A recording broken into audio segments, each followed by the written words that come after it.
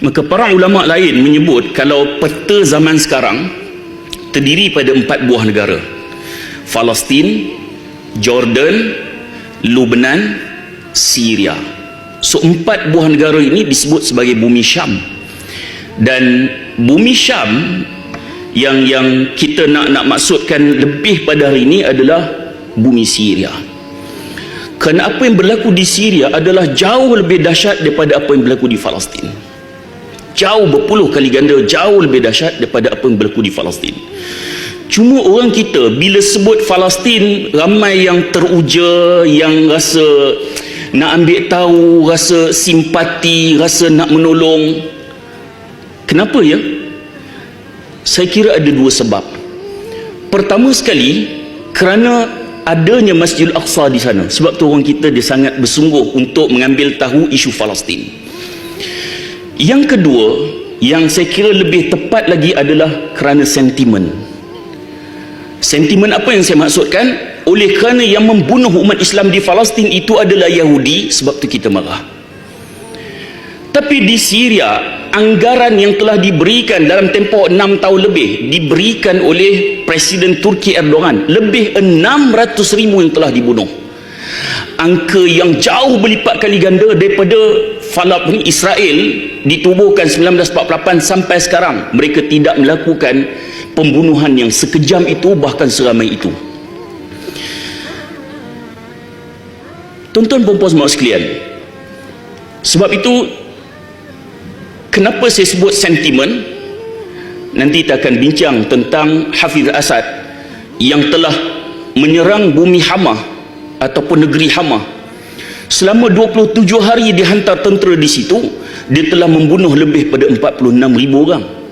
Tahun yang sama berlakunya peristiwa Sabra Shatila, pembunuhan yang diketuai oleh Ariel Sharon, membunuh umat Islam di perkhemahan Palestin di Lebanon. Anggaran yang telah dibunuh oleh Ariel Sharon yang mengetuainya antara 3,000 hingga 5,000, tetapi Hafiz Asad pada tahun yang sama telah membunuh lebih pada 46,000. Tapi peristiwa Sabra Shatila kita sangat ambil tahu. Kenapa? Kerana yang membunuhnya, yang mengetuainya adalah Yahudi. Tetapi apabila Syiah buat, sentimen itu berkurangan. Tuan-tuan, 64% Sunni. Tuan-tuan tengok Alawid. Alawid ni dia dalam bahasa Inggeris, dalam bahasa Arabnya disebut disebut Alawiyah ataupun dikenali juga sebagai Nusairiyah. Ini salah satu kelompok Syiah. Begitu juga Druz salah satu kelompok Syiah juga. Jadi kalau tuan-tuan tengok pada tahun 2011, Alawiyah ataupun Nusairiyah ni mereka hanya 10%. Druz ada 3%.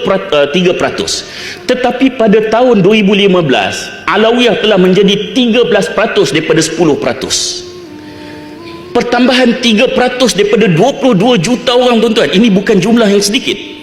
Kemudian Druz daripada 3% menjadi 4%. Yang berkurangnya adalah Sunni, daripada 64% menjadi 61%. Itu pun angka ini pada tahun 2015. Tuan-tuan bayangkan setelah 2 tahun.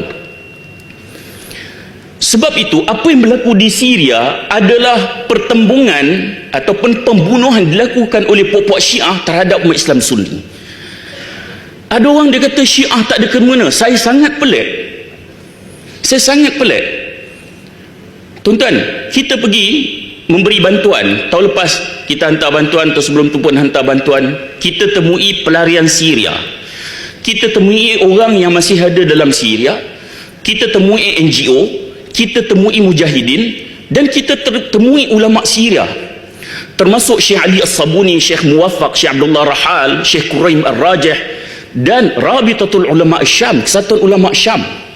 Kesemua mereka sepakat menyatakan Syiah sedang membunuh kami. Tiba-tiba ada orang di Malaysia kata Syiah tak ada kena-mengena.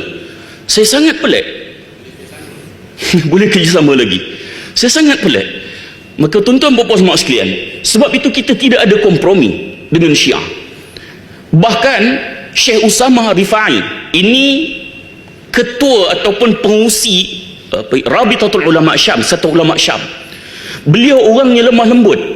Bila kita ajukan bahawa ada orang di Malaysia kata isu Syria tak ada kena dengan Syiah, dia sangat marah. Orang sangat lemah lembut, boleh sangat marah. Ini bendera. Kalau tuan-tuan tengok yang 2 bintang tu, itu digunakan oleh pokok Syiah Nusairiyah. Tuan-tuan tengok sekarang ni ada 3 bintang. Mujahidin ramai yang pegang bendera 3 bintang ini. Ini bendera yang revolusi, bendera rakyat yang bangkit, dan begitu juga para mujahidin menggunakan bendera 3 bintang ni. Ataupun lebih tepat saya sebut Sunni memakai bendera 3 bintang ni. Kemudian apa istimewa bumi Syria? Bumi Syria bumi para anbiya. Ada beberapa nabi yang pernah secara langsung ke bumi Syria. Antaranya Nabi Ayub, Nabi Zakaria, Nabi Dzulkifl, Nabi Yahya, dan begitu juga Nabi Muhammad sallallahu alaihi wasallam. Tuan-tuan, Nabi Muhammad berdagang, kita pernah dengar Nabi berdagang ke bumi Syam. Jordan ni adalah perjalanan dan transit. Bumi dagangan sebenar adalah Damsyik, Syria. Kemudian apa istimewa bumi Syria lagi, tuan-tuan? Bumi Syria ni bersemadi para sahabat, antaranya Bilal, Abu Darda, Khalid Al-Walid. Bahkan Masjid Khalid Al-Walid telah dibom.